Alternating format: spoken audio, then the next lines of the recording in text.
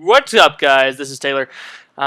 Anyway, so today I'm going to be talking about ADD and ADHD medicine and why I think it is just grossly overdiagnosed and given to kids and even adults who really don't need it. Although I'm not going to focus as much on adults because if adults want to take medicine and they're cognizant, they're cogent and intelligent enough to know and understand the effects and the adverse symptoms that could occur from the medicine. I'm fine with that. Let adults do whatever they want. I mean, they're adults. Who am I to say something? But kids is something else. You kind of, even if it is the parents giving the child the drugs, you still need to really look at that carefully because giving a child any kind of drug should really be monitored and make sure that anything that could possibly harm their development is not being introduced.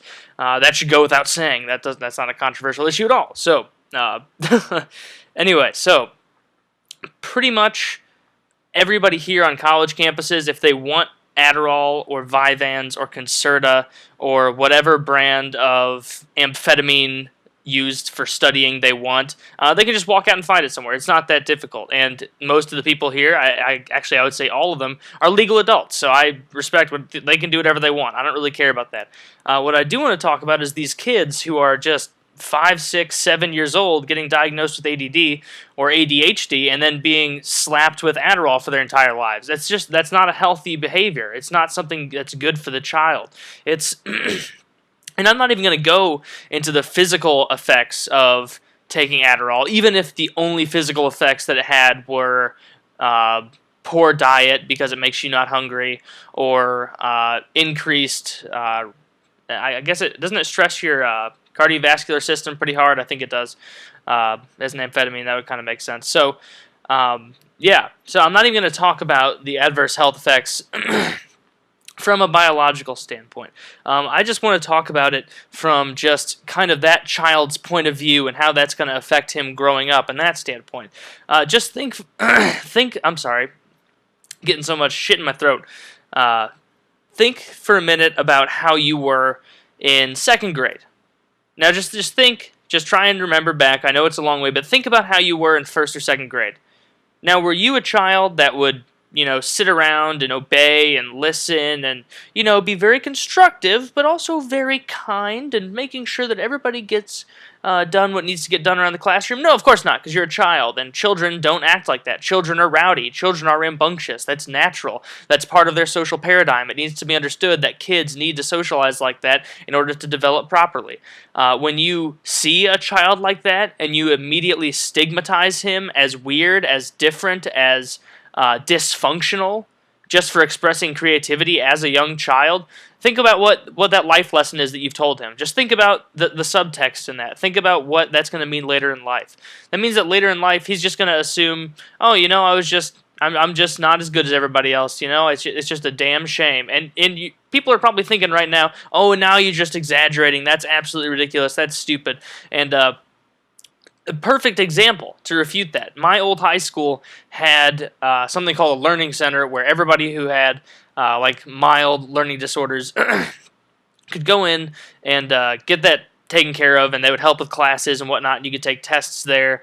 And these were high school age kids, and most of them just were saying they had ADD or ADHD or auditory processing disorder or something along those lines. And every one of those guys in there and girls that I knew in there were fairly bright people.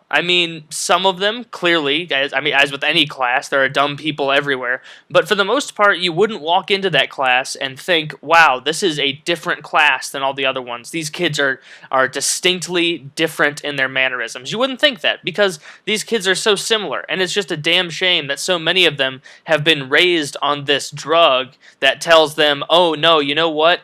Guess what? Your mind isn't capable of getting done what needs to get done. You're so intellectually weak. You're so dependent. You're so needy that you can't even fulfill mild academic requirements, so you have to take this pill, and that's what gets you through the day, and that's what you're going to rely on.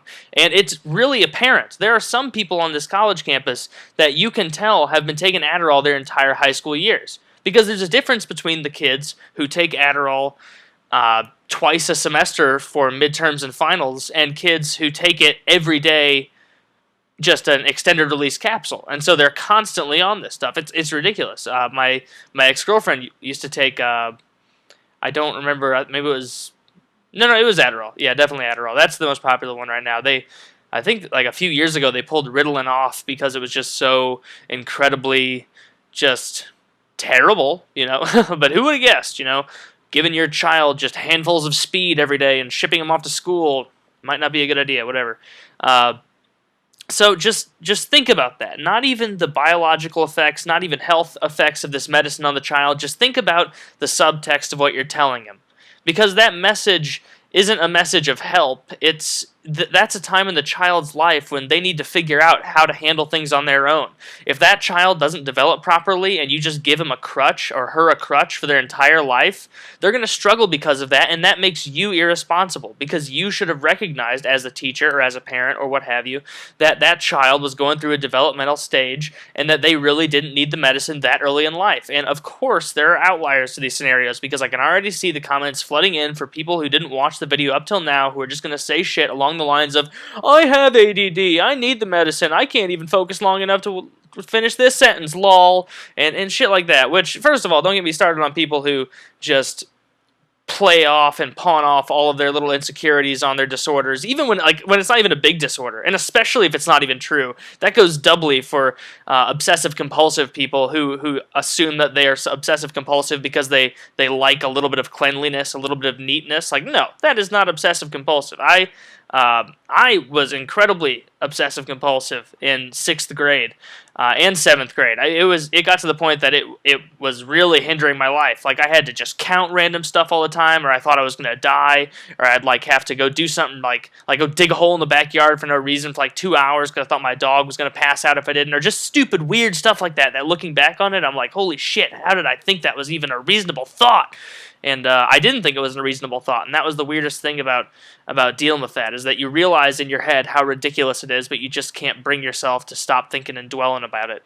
But anyway, back to ADD and whatnot. I could do a whole nother video on OCD.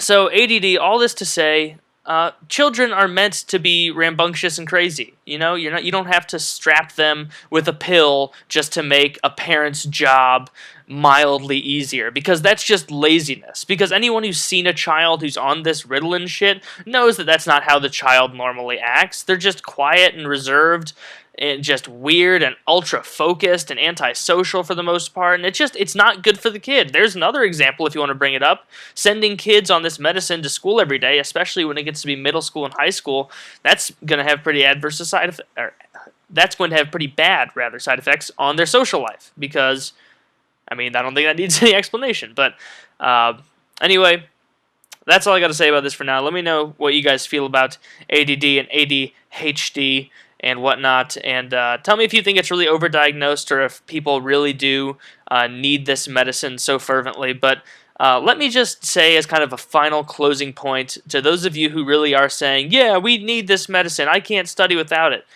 What do you, the people who say that, what do you think people who lived in the 80s did?